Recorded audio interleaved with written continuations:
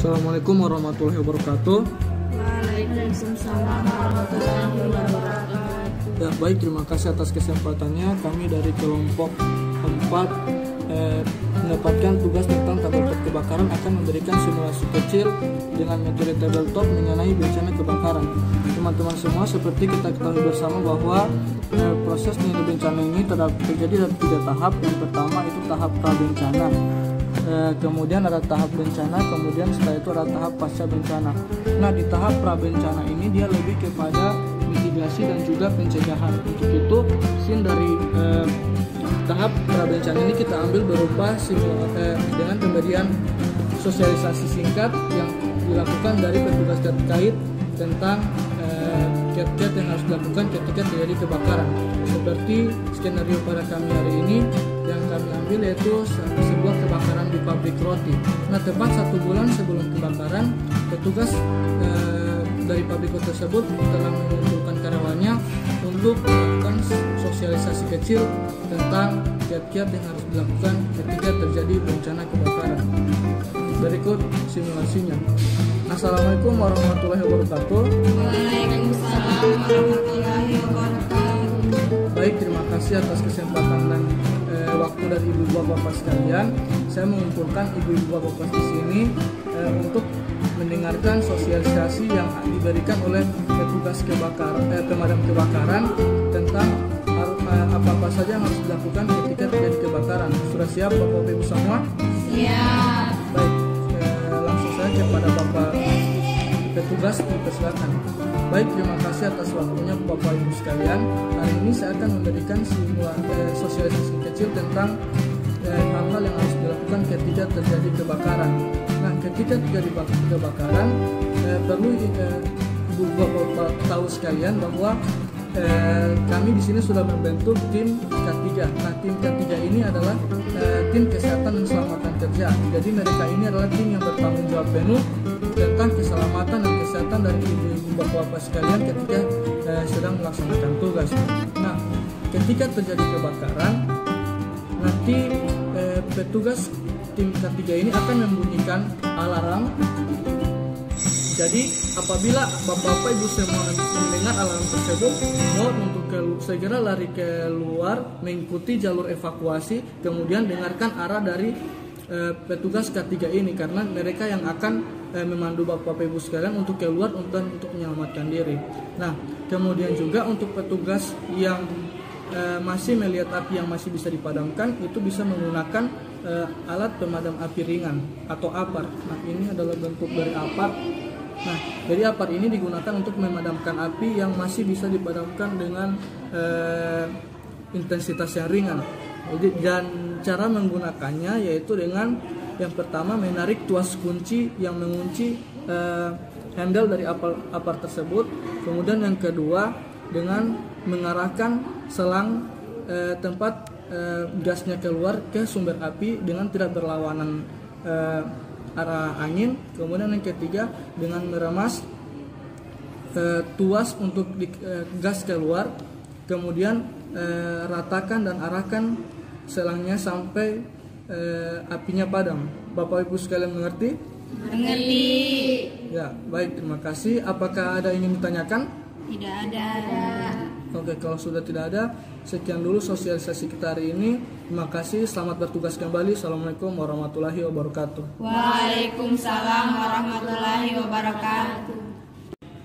Baik, selanjutnya kita masuk ke tahap proses terjadinya bencana. Pada hari Selasa, tanggal 13 Agustus 2019, sekitar pukul 9.30 pagi, terjadi kebakaran di salah satu pabrik roti terbesar di Provinsi Gorontalo.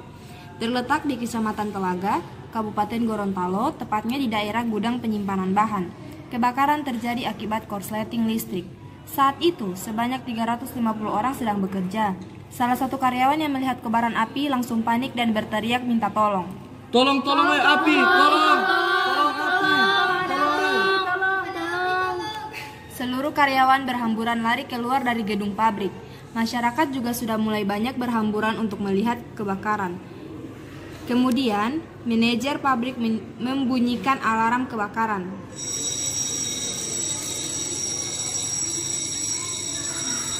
Tim K3 pabrik langsung menuju ke sumber api untuk memadamkan api. Kebakaran! Telah terjadi kebakaran di ruang penyimpanan bahan baku. Tim segera lakukan evakuasi dan segera padamkan api menggunakan apa? Siap, segera saya ambilkan apa? Semuanya tenang, jangan panik, dan segera keluar dari area ini. Ikuti jalur evakuasi dengan panduan saya. Segera berkumpul di titik kumpul. Ayo cepat!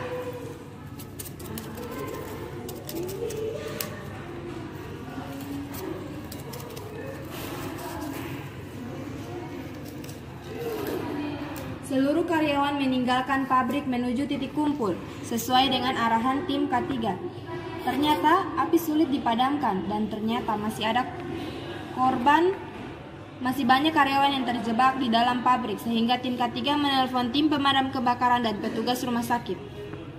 Halo Pak, saya Adela. Saya mau melaporkan telah terjadi kebakaran di pabrik roti di kawasan Kecamatan Telaga. Mohon bantuannya segera. Halo Pak, saya Adela. Saya mau melaporkan bahwa terjadi kebakaran di pabrik roti di kawasan Kecamatan Telaga. Saya butuh bantuannya Pak. Segera kirimkan ambulans. Banyak korban luka di sini.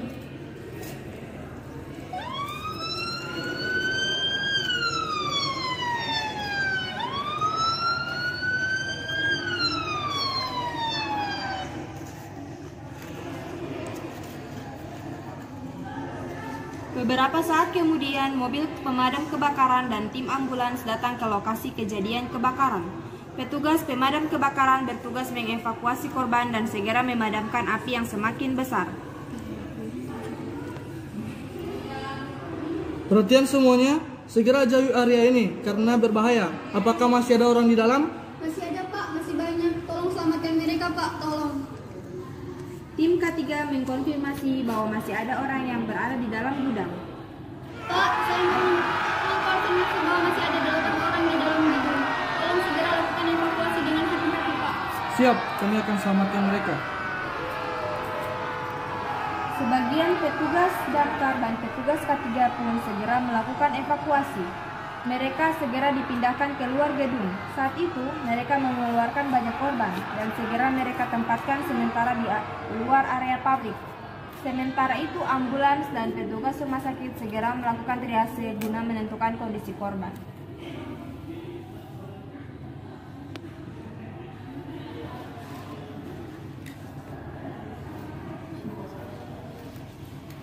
Baik, korban cukup banyak, mari kita berbagi tugas. Kamu di bagian sana dan segera cek kondisi para korban. Tangani yang perlu segera ditangani, terutama untuk masalah ABC. Baik, ayo laksanakan. Perawat segera berkeliling ke arah korban untuk melihat keadaan mereka.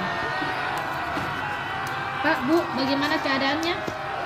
Apakah ada yang terluka? Apakah ada yang sakit? Sementara perawat sedang melakukan perawatan pada korban, tim evakuasi keluar membawa korban. Satu korban tidak sadarkan diri dan satu korban sesak nafas. Tolong, di sini ada 2 korban. Tolong. Cepat-cepat bawa ke titik aman sebelah sini. Oke, Pak.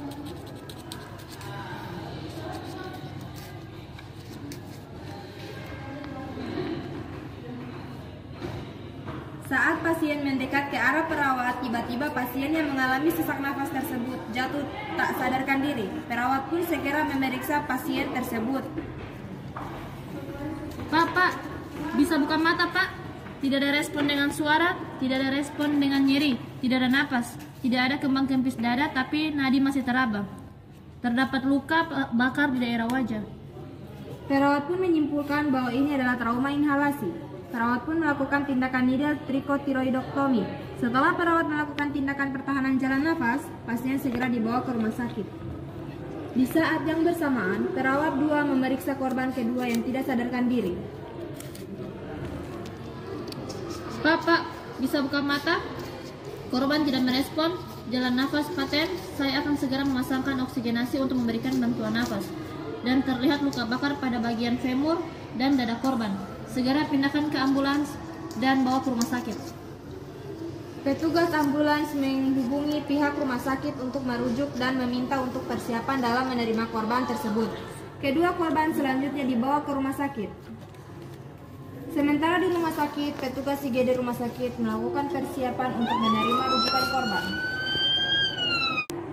Pada kejadian ini terdapat 49 korban dengan kondisi tewas, 2 korban dengan kondisi luka berat dan 37 korban dengan kondisi luka ringan dan 12 orang dengan kondisi lemas dan histeris.